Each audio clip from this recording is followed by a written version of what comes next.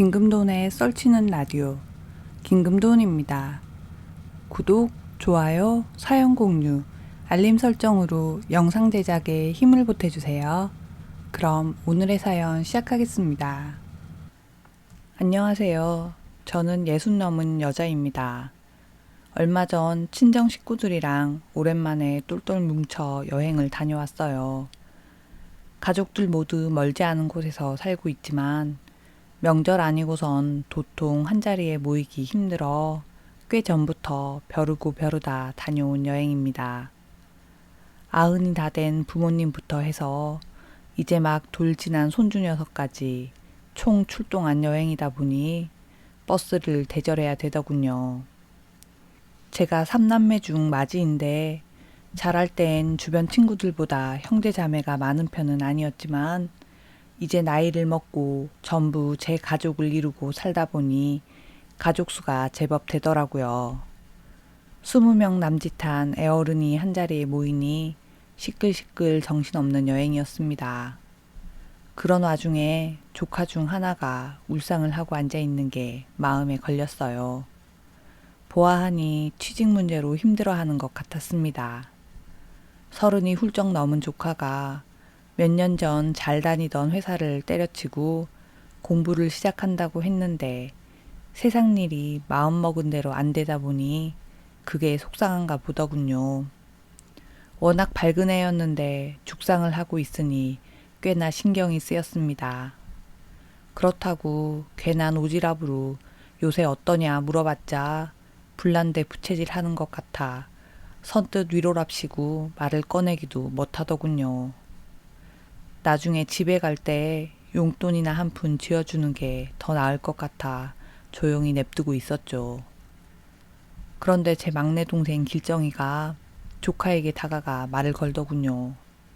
그참에 저도 조카에게 다가가 보았습니다. 앞으로 석 달은 그냥 나 죽었네 하고 지내. 그 후엔 놀고 싶어도 놀 시간도 없을 거야. 지 막내 고모가 해준 말이 위로가 됐는지 그제야 조카 얼굴이 조금 피는 것 같았습니다. 근데 그 여자는 아니다. 꼬인 실은 끊어버리면 된다지만 꼬인 인연은 하나가 죽어야 끝나는 법이야. 길정이의 말에 조카 얼굴이 이번엔 시뻘겋게 끓어올랐습니다. 엄마가 그래요? 아 진짜 왜 그래? 내일은 내가 알아서 해요. 조카가 펄펄 날뛰자 길정이의 눈이 가늘게 빛나더군요. 알았어. 고모가 괜한 참견했나 보다. 너 알아서 하겠지. 그나저나 네 엄마한테 듣긴 뭘 들어. 그런 거 없으니까 괜히 죄 없는 엄마한테 화풀이 하지 마. 알았지? 조카는 지 고모가 하는 말을 반은 믿고 반은 의심하는 눈초리로 요렇게 지켜보다 핸드폰을 쥐고 자리를 뜨더군요. 저는 대충 짚히는 게 있어 길정이를 붙들고 물었습니다. 그게 뭔 소리야? 쟤 연애 시작했어? 연애는 개뿔. 딱 보니 정신 나간 여자애한테 휘둘리고 있는 거네. 그게 보여? 보이긴 뭘 보여. 아까 통화하는 거 들었지. 그럼 취업 얘기는 뭔데 풀 주고 있다고 대충 달래준 거야? 그건 아니고 저놈 팔자가 관짝에 누워도 이거야 이거. 길정이는 엄지손가락을 치켜 세워 보여주었습니다. 그 모습에 저도 조카 걱정은 있고 여행을 온전히 즐길 수 있었죠. 사실 제 동생 길정이는 어려서부터 범상치 않은 아이였습니다. 쉽게 말하면 신기가 있었어요. 따로 신내림을 받아 무속인 생활을 하는 건 아니었지만 점괘 하나는 기가 막히게 맞춘답니다. 오늘 사연도 길정이 얘기를 하고 싶어 없는 글재주나마 이렇게 써내려 가는 거예요. 얘기를 시작하기 앞서 좀 전에 조카 이야기를 했잖아요. 그것도 이유가 있답니다. 여행이 끝나고 집으로 돌아간 날, 그러니까 며칠 전이죠.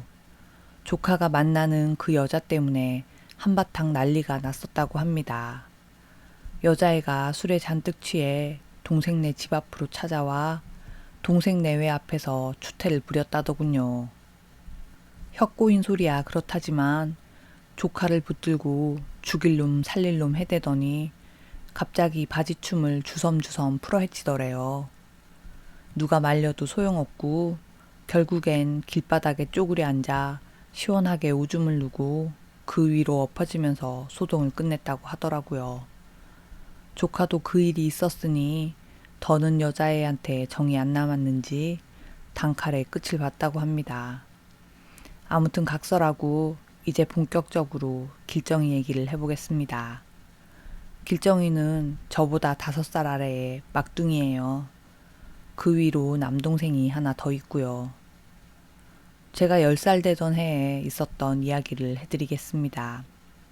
그때 옆 동네 사는 친척 어른 한 분이 돌아가신 일이 있었어요. 한밤중에 이웃한 삼촌이 찾아와 부모님께 소식을 전해주셔서 두 분이 서둘러 가시게 되었습니다. 그 바람에 저는 부모님이 계시지 않는 밤을 처음으로 동생들과 보내게 되었어요. 부모님은 잠들어 있는 동생들을 살피고 저에게 문단속 잘해라, 동생들 잘 보고 있어라, 아침은 누구네 가서 얻어먹어라, 한참 단도리를 하고 가셨습니다. 그런데 대문 닫는 소리에 남동생 기훈이가 잠에서 깬 거예요. 원래도 엄마 품에 쌓여 지내던 놈인데 한밤중에 잠에서 깨 엄마가 없으니 울고불고 난리가 났습니다. 우는 동생을 달래느라 진땀이 흐르더군요. 훈아, 누나가 설탕 줄게. 이거 먹고 얼른 자자. 엄마랑 아빠 하룻밤만 자고 오신다고 했으니까 울지 마. 알았지? 하지만 기질이 예민한 애라 한번 울음보가 터지니 쉽게 그치질 않더라고요. 달래보다 지친 저는 마당으로 나가 엄마가 숨겨둔 회초리를 꺼내왔어요. 우리 남매가 말썽 피우면 어디서 나오는지 귀신같이 나타나는 회초리인데 얼마 전 엄마가 부엌 불쏘시개 사이에 슬쩍 엮어둔 걸 봤었거든요. 기훈이 놈은 아무리 달래도 소용없더니 회초리엔 바로 꼬리를 내리더군요. 누나 잘못했어요 이러면서 싹싹 비는데 매질을 한 것도 아닌데 괜히 미안해져 업어 달랜 후에 세수까지 깨끗이 시키고 다시 재웠습니다. 지도 우느라 진이 빠졌는지 자리에 눕자 바로 잠들더라고요. 그런데 하나 재우고 나니 이번엔 길정이가 말썽이었습니다. 하도 조용해서 자는 줄 알았는데 언제 깼는지 멀뚱멀뚱 지 오빠 머리 위를 쳐다보고 있더군요. 길정이 깼어? 엄마 아빠 산 너머 할머니네서 하루 자고 내일 온대. 길정이는 언니랑 하루만 보내자. 알았지? 저는 혹시나 길정이도 울지나 않을까 조마조마한 심정으로 조심스럽게 말했습니다. 하지만 길정이는 울기는커녕 부모님을 찾는 기색도 없었어요. 다행이다 싶어 자리에 누우려는데 이번엔 얘가 웅얼웅얼 말을 하는 거예요. 처음엔 무슨 소린지 모르고 한참 듣고 있는데 가만 들어보니 할머니 할머니 자꾸 그 말을 되풀이하는 겁니다. 길정이 할머니네 가고 싶어서 그래? 길정이는 제 말에 도리지를 치더군요. 그리곤 한다는 말이 할머니 저기 있어. 오빠 머리 위에 앉아 있어. 이러는데 슬슬 소름 돋기 시작했습니다. 할머니가 어딨어. 얼른 눈 감고 다시 자자. 저는 길정이를 품에 안고 등을 토닥여 줬습니다. 등 뒤가 괜히 서늘한 기분이 들었지만 좀 있으면 괜찮아지겠지 생각했어요. 한참 뒤 이쯤 하면 잠들었겠지 싶어 동생을 내려다보니 잠들기는커녕 오히려 초롱초롱한 눈으로 남동생 머리 위를 쳐다보고 있더군요. 잠 깼어? 언니랑 별 보러 나갈까? 동생이 하는 짓에 겁은 나지만 어쨌든 달래보려 한번 던진 말이었어요. 그런데 길정이의 다음 행동에 심장까지 오그라들었습니다. 쉿, 언니 조용히 해. 할머니가 쳐다보고 있어. 조망만한 손으로 제 입을 틀어막고 이렇게 속삭이는데 그 순간 어찌나 소름 끼치는지 오줌까지 지를 뻔했어요. 그래도 어찌어찌 그 순간을 넘기고 잠들 수 있었습니다. 그러다 새벽녘에 변소가 가고 싶어 잠을 깼어요. 그런데 할머니가 쳐다보고 있다는 길정이 말이 떠올라 도저히 이불 밖을 나설 엄두가 나질 않더군요. 평소에 겁이 많은 편은 아닌데 그날은 어찌나 무섭던지 오줌은 마렵고 하는 수 없이 자는 길정이를 깨웠어요. 길정아, 길정아, 언니 따라 변소 가자. 결국엔 눈도 제대로 못 뜨는 애를 들쳐업고 변소를 다녀왔습니다. 그리고 날이 밝을 때까지 한숨도 못 잤어요. 다음 날이 되어 엄마가 일러준 대로 근처 사는 집에 밥을 얻어먹으러 갔습니다. 아주머니는 밥을 챙겨주시며 할머니가 돌아가셔서 부모님은 3일 뒤에나 온다고 하시더군요. 이따 저녁에도 동생들 데리고 이리로 와. 엄마 아빠는 할머니 산소까지 따라갔다가 3일 지나면 오실 거야. 날이라도 환했으면 어찌 겁을 떨쳐냈을 텐데 그날은 하필 비까지 추적추적 내려 무척 음산한 날이었습니다. 셋이서 보낼 밤을 생각하니 곡소리가 절로 나오는 게 도저히 안 되겠다 싶어 동생 둘을 앞세워 부모님을 찾아 길을 나섰어요. 다리 아프다고 칭얼대는 동생들을 번갈아 업어주며 비를 맞고 한참 걸었습니다. 이대로면 밤을 새도 못 가겠구나 싶은 게 눈물이 나더군요. 그런데 다행히 한참 뒤에 면사무소 트럭 한 대가 지나길래 얼른 세워 할머니 집까지 얻어 타고 갈 수 있었습니다. 부모님은 갑작스레 나타난 우리 남매를 보고 기겁을 하셨어요. 여기가 어디라고 그 먼 길을 걸어와. 차 얻어 타고 왔어요. 저기 초상난 집 간다고 하니까 대번에 알더라고요.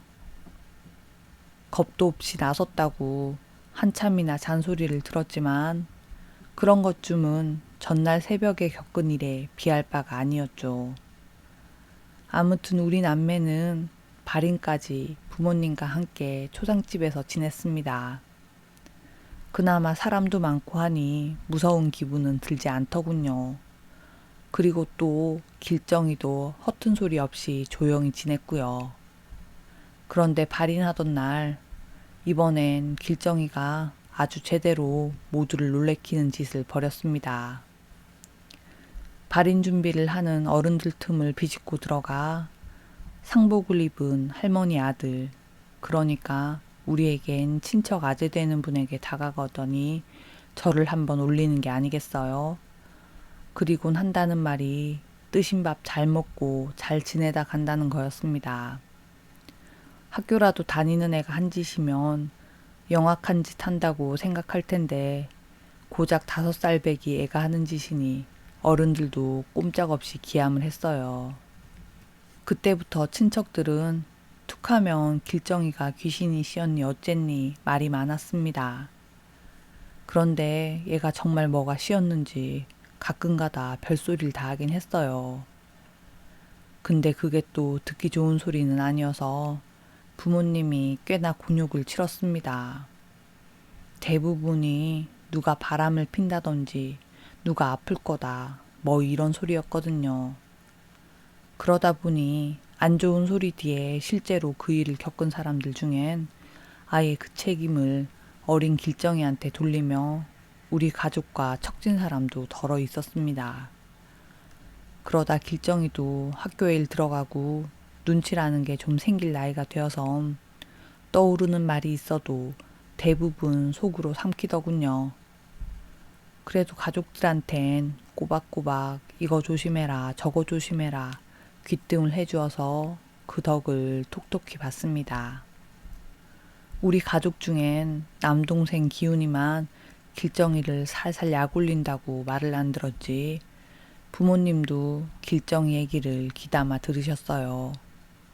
한 번은 길정이와 기훈이 사이에 이런 일도 있었습니다. 그때 동생들이 중고등학교를 다닐 적인데 아마 일요일이었지 싶어요. 길정이는 대청마루에 대자로 누워 낮잠을 자고 있었고 저는 제 볼일을 보고 있었죠. 그런데 밖에서 놀다 들어온 기훈이가 방에는 안 들어가고 길정이 머리맡에 서 있는 겁니다. 뭔 장난이 치고 싶어 저러고 있나 생각하는데 마침 기훈이가 절 부르더군요. 누나 이리 와봐. 왜? 누나 지금 바빠. 재밌는 거 보여줄게. 빨리 와봐. 기훈이가 하도 성화를 부려 가보니 딴 게 아니고 길정이 자는 모습을 보라는 거였어요. 이게 뭐가 재밌는데? 가만 봐봐. 기훈이가 실실 웃으며 말하는데 가만 보니 길정이가 실눈을 뜨고 입을 움츠리고 있더군요. 가위 눌린 거 같지? 말을 듣고 보니 길정이가 가위에 눌린 듯 했습니다. 하지만 특별한 일도 아니었어요. 원래 기센 사람이 가위에 잘 눌리는지 길정이는 사나흘에 한 번꼴로 가위에 눌렸거든요. 으이구 잘하는 짓이다. 저는 구경만 하는 기훈이를 흘겨보고 길정이를 깨우려 했어요. 그런데 기훈이가 부득부득 절 말리더군요. 재밌잖아. 좀만 더 두자.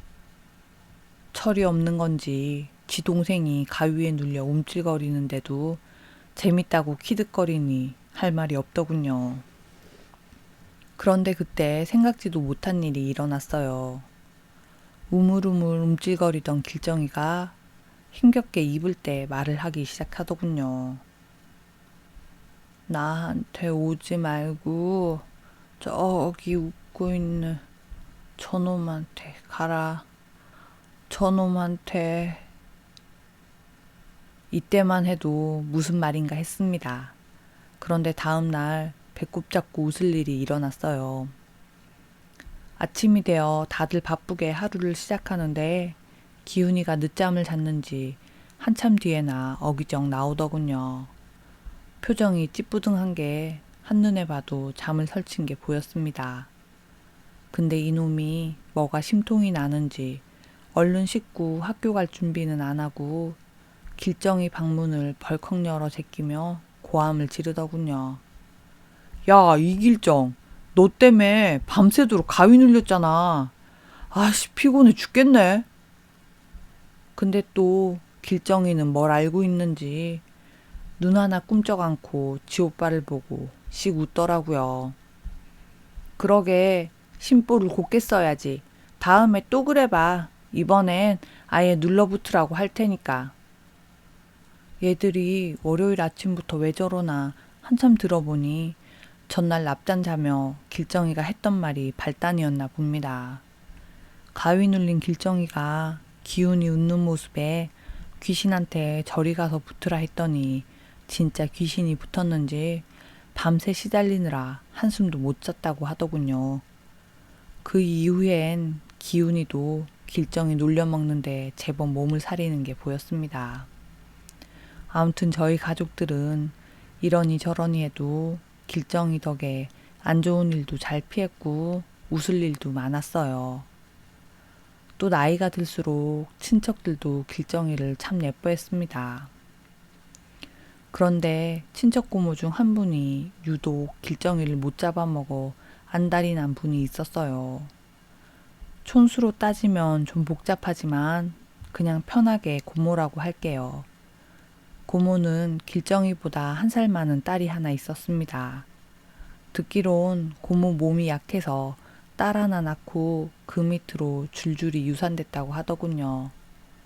그러다 보니 외동인 고모 딸은 자연스럽게 우리 남매와 어울려 자랐습니다. 그런데 문제는 앞서 얘기했듯 고모가 유독 길정이를 미워한다는 거였죠. 콩 심은 데 콩 난다고 지 엄마가 길정이를 못 잡아먹어 안달이니 혜영이도 별반 다르지 않았습니다.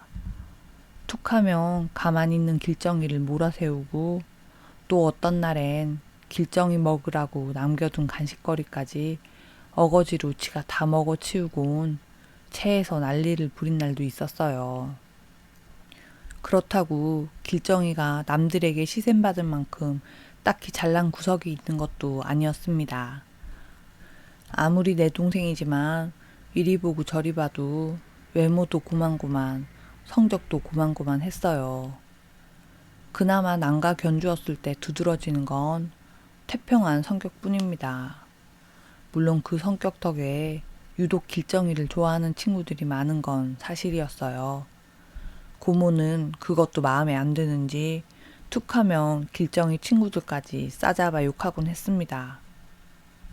어휴, 길정이 친구 걔는 도대체 무슨 생각으로 사는지 도통 알 수가 없어. 밑도 끝도 없이 저렇게 말하니 엄마가 무슨 일이냐 되물으면 돌아오는 대답이 어이없었어요. 아니 저번에 보니까 혜영이한테 꼬박꼬박 반말로 대들잖아.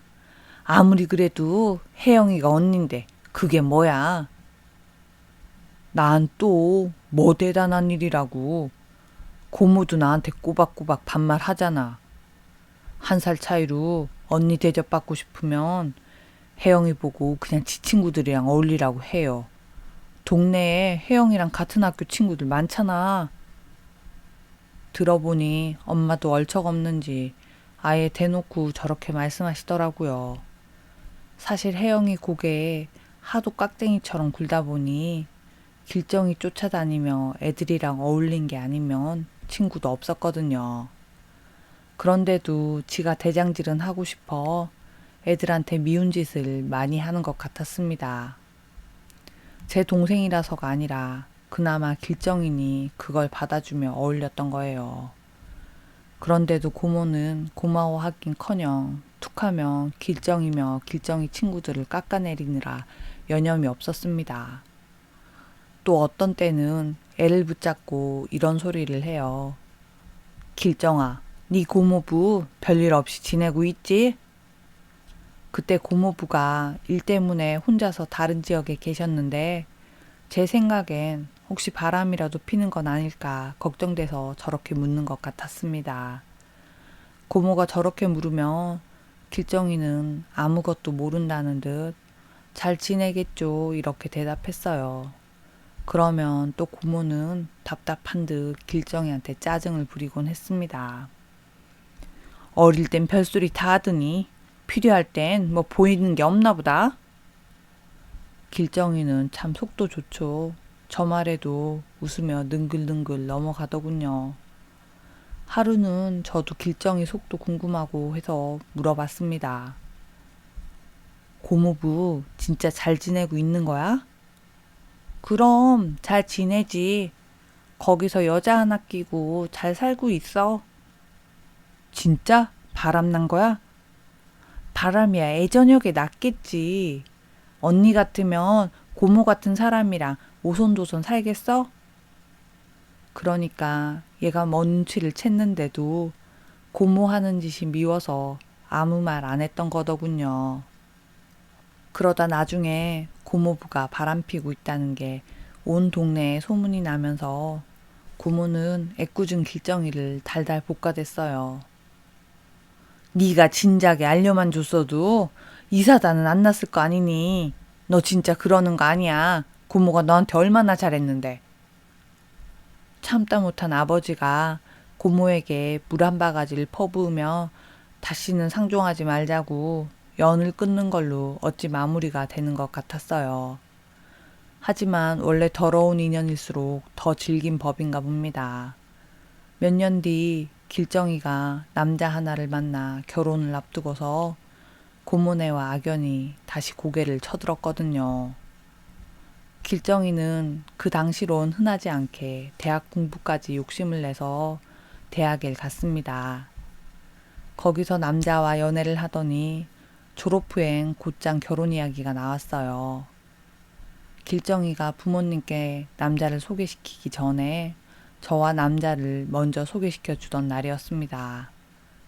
만나기로 한 음식점에서 남편과 제가 앉아 있는데 그 남자가 들어오니 가게 안이 환해질 만큼 인물이 잘났더라고요. 그런데다 서글서글 웃으며 한마디 하는 것마다 길정이를 그렇게 위할 수 없었습니다. 어쩜 말하는 것도 참 예쁘네. 아들이라도 딸처럼 살가워서 부모님이 좋아하겠어요. 어릴 때부터 누나들이랑 같이 커서 그런지 세심하다는 얘기는 제법 들었어요. 일남 칠녀의 막내라는데 그래서인지 여자 마음을 딱딱 알아주는 모습까지 전부 제 마음에 쏙 들었습니다. 소개 자리가 끝나고 길정이에게 넌지시 물어봤어요. 근데 그 있잖아, 니 촉. 저 사람이 딱이라고 그래? 딴 뜻이 있었다기보단 제부될 사람이 워낙 마음에 들어 확실하게 하고 싶은 마음에 물었습니다. 길정이가 저희 남편도 그렇고 올케가 들어올 때도 은근히 귀뜸으로 붙잡으라고 당부했었거든요.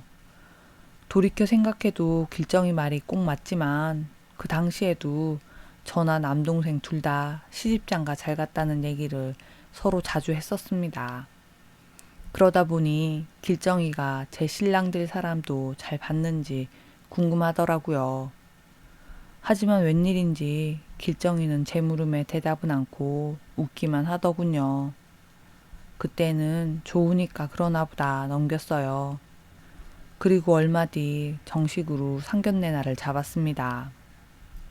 상견례 날 저희 집은 가족 전부가 나갔고 제부될 측에선 누나가 7이라 위로 셋만 참석했어요.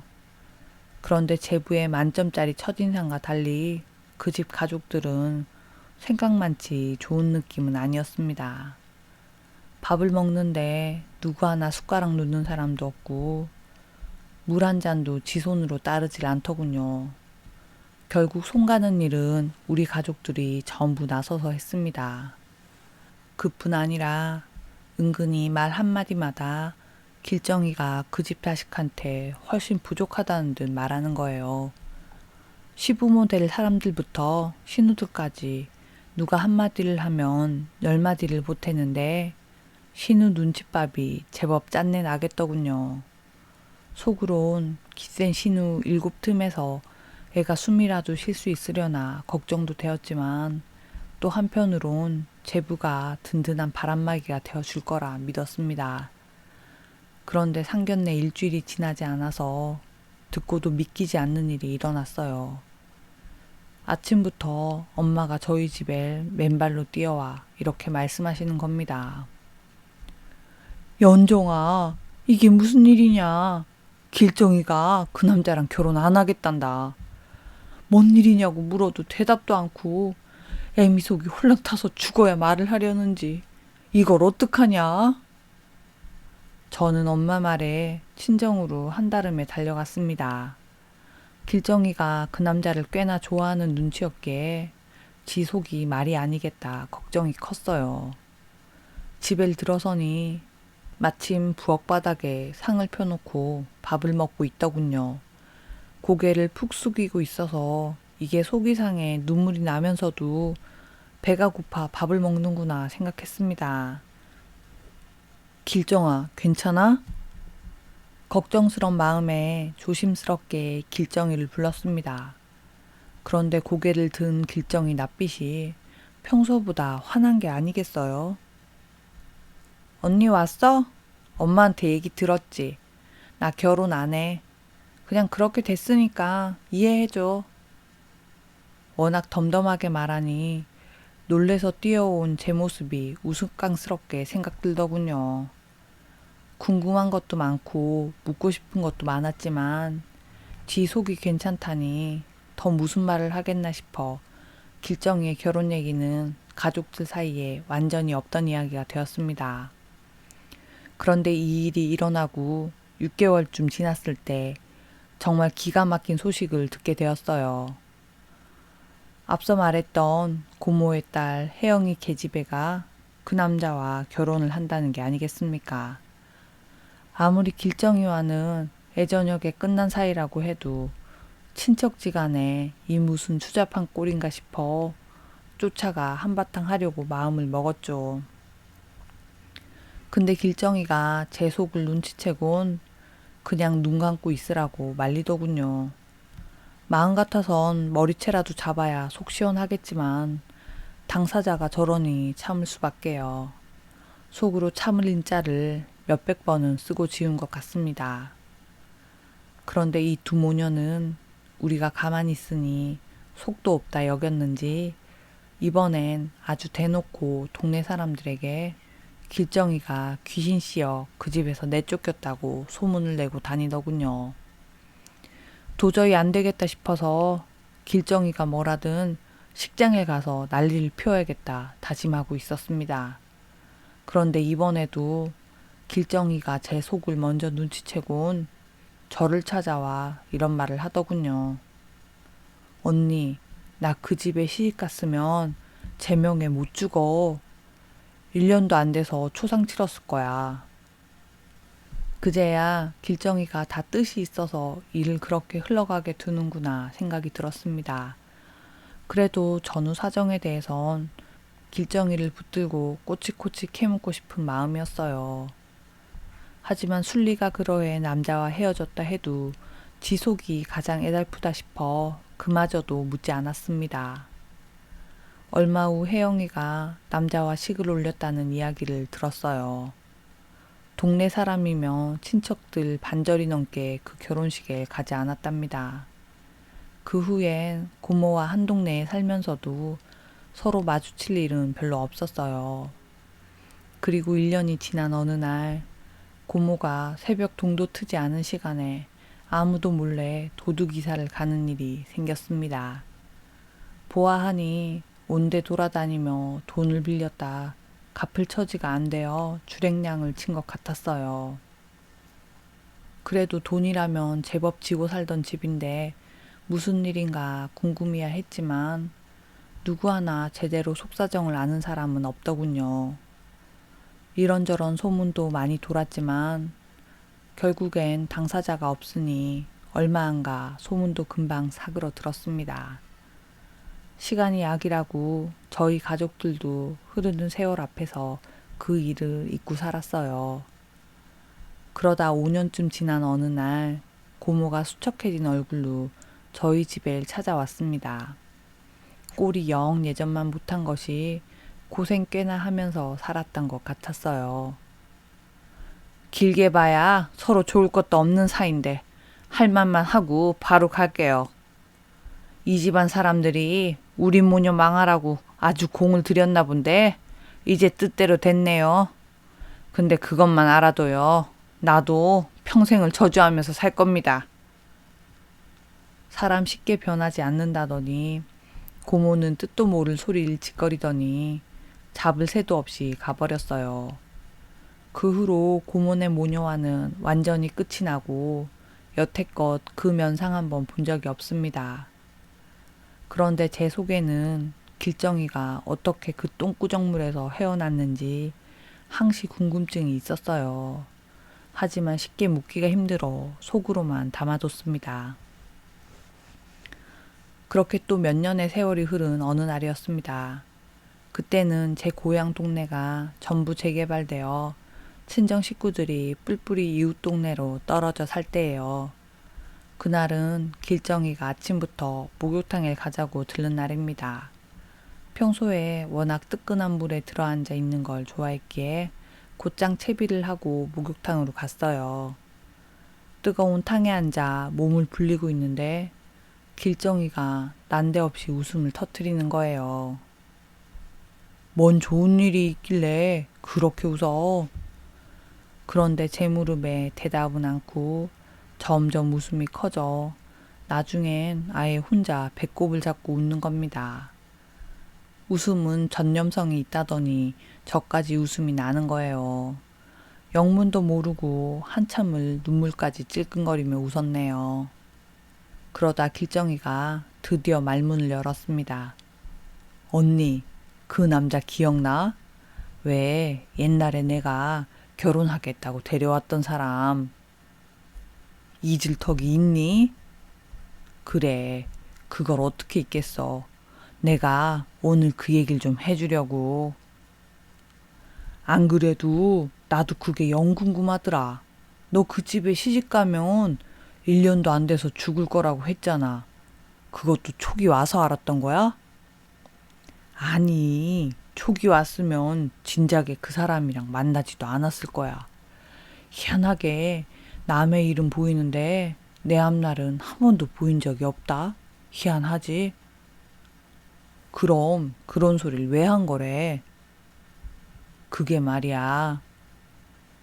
그렇게 길정의 이야기는 꽤 오래전으로 거슬러 올라갔습니다. 혜영 언니랑 나랑 악연도 그런 악연이 없을 것 같아. 엄마 아버지가 나 때문에 고모랑 척을 지고 지내서 그렇지. 혜영 언니랑 나는 한 학교 다니니 안 얽힐래야 안 얽힐 수 없더라고.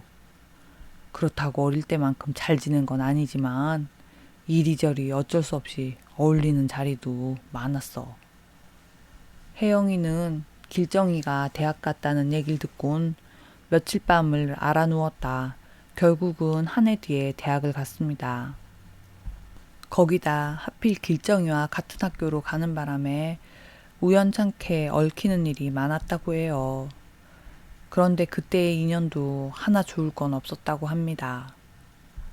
글쎄, 어디서 무슨 소리를 들어왔는지 나랑 좀 잘 지낸다 싶은 남학생들은 전부 가로채서 연애를 하더라고. 그때까지야 나도 딱히 그 애들이랑 좋아 지낸 게 아니니까 할 말은 없었지. 근데 내가 그 남자랑 본격적으로 만난다 싶으니까 눈에 불을 켜고 달려들더라. 길정이는 아무리 사이 틀어진 친척지간이라 할지라도 남자 하나 사이에 두고 싸운다는 게 영 남사스러워 미주알 고주알 말할 수 없었다고 하더군요. 그러다 일이 터진 건 상견례가 있던 날이라고 합니다. 앞서 얘기했듯 남자 쪽은 누나 7이 전부 한자리에 나오기 못해 아래 4명은 나오질 않았어요. 그래서 상견례가 끝나고 길정이가 나머지 누나들과 정식으로 인사할 겸 남자의 집으로 갔습니다. 그런데 길정이와 남자 가족들이 집에 가니 집구석은 도둑이 들렀다 갔는지 엉망진창에 누나 넷은 눈곱도 안 떼고 누워있더래요. 길정이가 인사 온다는 걸 뻔히 알면서도 그 꼴을 하고 있었던 거죠. 심지어는 인사 한마디 없이 상견례장 밥은 어땠는지 반찬은 뭐 나왔는지 그것만 관심 갖고 묻더랍니다. 듣다 못한 길정이가 먼저 인사를 건넸다고 해요. 그런데 뭐가 못마땅한지 넷이서 하나같이 인사는 않고 길정이를 요렇게 위아래로 흩더래요. 그리고 다시 엄마 바지가랑이를 잡고 배고프다고 칭얼거리는데 그때 속으로 보통 상황이 아니라는 걸 눈치챘다고 합니다. 시모될 여자가 누나들에게 밥 먹었냐 물으니 그제야 누나 하나가 한다는 말이 이거래요. 집에 먹을 게 뭐 있다고 먹어.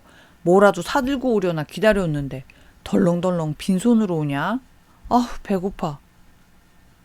길정이가 말하길 그때 뭐라도 사들고 가자고 했는데 하나같이 반대를 하더래요. 시장까지 들렀다 가려면 빙 둘러가야 해서 귀찮아 그랬던 거죠. 아무튼 돌이켜 생각하면 그게 내 목숨 구했지. 인사고 뭐고 마루에 덩그러니 앉았는데 가시방석이 따로 없었어. 근데 좀 있으니 남자 엄마가 날 요렇게 손짓을 하는 거야. 그리곤 한다는 말이 애들 아직 점심도 안 먹었나 본데 어차피 우리도 저녁 먹을 거 미리 준비하자 이러는 거지. 당시에 남자 누나들이 30 중반부터 20대 중반까지 주르륵이었는데 누구 하나 일도 안 하고 시집도 안 가고 그냥 집구석에 붙어서 하는 일 없이 세월을 보내고 있었다고 해요. 그 많은 누나 중 한둘도 아니고 전부가 그러니 앞날이 그려지더랍니다. 이때 처음으로 길정이는 이 남자랑 결혼했다가 똥바가지를 통째로 뒤집어 쓰겠다는 생각이 들더래요. 하지만 상견례 당일날 뒤엎는다는 결심을 쉽게 할 수 있나요? 영 찝찝스럽지만 애써 모른 척 넘어갔다고 합니다. 결국엔 그날 길정이 혼자서 그 많은 사람들 저녁밥을 하게 되었고요.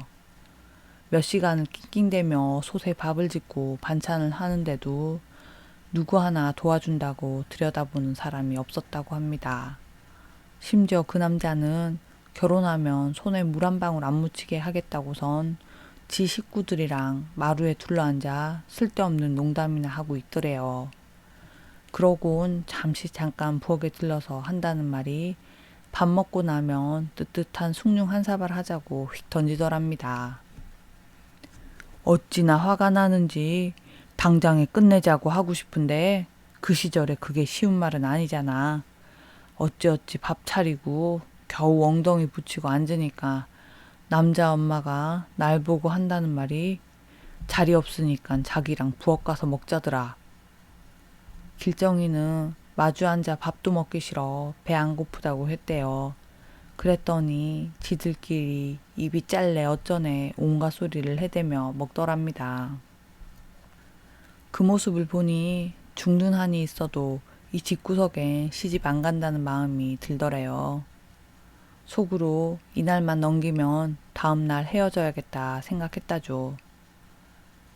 밥 다 먹고 나니 다들 멀뚱멀뚱 앉아서 내가 치우길 기다리고 있더라고. 그냥 일어나서 집에 갈까 하다가 속으로 이런 생각을 했지. 내가 니들 똥 한번 치워줄 테니까 니들도 앞으로 내가 살면서 겪을 어려움 하나씩 가져가라. 그렇게 생각하고 나니 그 자리가 딱히 싫진 않더랍니다. 그래서 먹은 거 다 치우고 자기 앞에 놓인 과일 한 소쿠리도 전부 먹기 좋게 깎아서 내줬다죠. 하지만 결국엔 사과 한 입을 먹기도 전에 그 집에서 뒤도 안 돌아보고 나왔다고 합니다. 우리 아들이 네가 썩 괜찮다고 해서 일단 상견례는 했다만 원래 결혼은 식장 들어갈 때까지 모르는 법이다. 무슨 말인지 알겠니? 허락받았다고 끝이 아니라 앞으로 네가 더 신경 써서 잘해야 된다는 말이야. 길정이는 어차피 다음 날에 끝낼 참이라 고개를 끄덕이며 가만 듣고 있었다고 합니다. 그런데 신우 하나가 말을 보태더래요. 길게 말할 거 없이 이것만 알아도 너 혜영이 알지? 너랑 친척지간이라며 걔가 지금 우리 한준이한테 엄청 목매고 있어. 걔 엄마라는 사람도 집도 해주고 회사도 하나 차려준다더라. 뭔 말인지 알겠어? 네가 하는 거에 따라서 네 자리가 혜영이 걔한테 갈 수도 있다는 거야. 알고 보니 길정이 몰래 혜영이가 지 엄마까지 끌어들여 남자네 집에 들락거렸나 보더라고요. 길정이는 뭐 대단한 사람이라고 이 소리를 더 듣고 앉아 있어야 하나 싶어 바로 자리에서 일어섰대요. 그리곤 가타부타 말도 않고 집을 나왔답니다. 남자가 붙잡고 난리가 났는데 그때 마침 고모와 혜영이가 부랴부랴 오고 있는 게 보이더래요. 한 동네 사니 길정이 상견례 소식을 들었는지 금두꺼비 2개를 보따리 하나에 싸질머지고 찾아온 거였습니다. 고모랑 언니가 여기 뭔 일이래요? 시커먼 속이 뻔히 보이는데도 아무것도 모르는 척 인사를 건네봤대요. 내 발로 어딜 가든 그게 뭐가 궁금하니? 볼일 끝났으면 얼른 가라. 한준이 총각은 내가 할 말이 있으니까 얘기 좀 해요. 남자는 갈팡질팡 하더니 금두꺼비를 흘끗 보곤 그대로 고문의 모녀를 따라 집으로 들어가더랍니다. 길정이는 속으로 혜영이 저게 돈 싸들고 알아서 집무덤으로 가는구나 싶어서 꼬숩다는 생각까지 했다지요. 그렇게 길정이 결혼 얘기는 상견례 당일에 없던 게 되었고 일주일 후엔 가족들에게 툭 잘라내고 결혼 안 한다는 얘기만 한 거였습니다. 그래도 그때 얘기를 해주지 그랬어. 우리는 동네 소문처럼 네가 귀신 쓰였다고 차인 건 아닌가 얼마나 걱정했는데. 그건 아는데 전후 사정 다 듣고 나면 남자 집이며 고모네며 전부 돌면서 속 시끄러워졌겠지. 가서 한마디 하는 거야 상관없지만 말로도 죄짓기 싫어서 넘어간 거야. 그건 그렇고 얼마 전에 혜영 언니 소식이 들리더라고. 길정이 얘기를 들으니 혜영이는 시집가서 한 달 만에 그 집 신우들과 돌아가며 머리채를 잡고 싸웠답니다. 그래도 이혼은 못한다고 버팅기니 하는 수 있나요? 고모가 나서서 온 동네에 빚장치를 해서 집도 하나 마련해주고 회사도 하나 차려주며 남자 보고 가족들과 연을 끊으라고 했답니다. 돈 앞에 장사 없는지 남자도 그런마 하곤 혜영이와 둘이 나와 살았대요. 그런데 차려준 회사가 안 그래도 잘 안 되어 애를 쓰는 판에 남자 가족들이 매일같이 찾아와 행패를 부렸다고 합니다. 결국엔 거래처에서도 그 꼴을 보곤 전부 나가 떨어진 거죠. 회사가 망하니 하나 있는 집 팔아서 가게라도 차릴 요량이었나 봐요. 집을 내놓으러 부동산에 가니 남의 땅에 무허가로 지어진 집을 지 집이라고 알고서 살고 있었나 봅니다. 당장에 못 파는 건 둘째치고 맨몸으로 쫓겨날 판이 된 겁니다. 그나마 집 가격에 10분지 1은 건져서 쫓겨났다는데 여태 둘이서 고생고생하며 살아가고 있다네요. 어이구 혜영이 고년 쥐똥 위에 지가 엎어졌네. 말은 그렇게 했는데 생각해보면 저도 그땐 뭔 생각으로 신우 7 있는 자리가 그리 아쉬웠는지 모르겠습니다. 길정이보다 먹은 밥그릇만 해도 수천 그릇은 많을 텐데 어찌 그걸 하나 몰랐을까요? 그러다 문득 이게 궁금해지더군요. 그나저나 너는 어떻게 앞날을 그렇게 쪽집게처럼 밀고내는 거야? 난 그게 항상 궁금하더라. 길정이는 별거 아니라고 손을 휘휘저으며 얘기해 주었습니다. 가끔씩 눈앞에 무슨 그림이 휙 하고 지나가. 그게 다야. 나머진 그냥 그 사람 하는 행실 보고 추측하는 거지 뭐. 남들은 길정이를 보고 뭐가 씌어서 그리 쪽집게처럼 맞춘다고 하는데 듣고 보니 길정이가 기가 센 건 맞지만 나머진 성격이 팔자라고 그 사람 하는 행실에 앞날이 그려지나 봅니다. 누군가의 말처럼 미래는 맞추는 게 아니라 바꾼다는 게 딱 맞는 말 같아요. 제 동생 길정이 이야기는 여기서 이만 끝낼까 합니다. 나중에 기회가 된다면 다른 가족들 얘기도 해보고 싶네요. 긴 사연 들어주셔서 감사합니다. 끝까지 함께 해주셔서 감사합니다.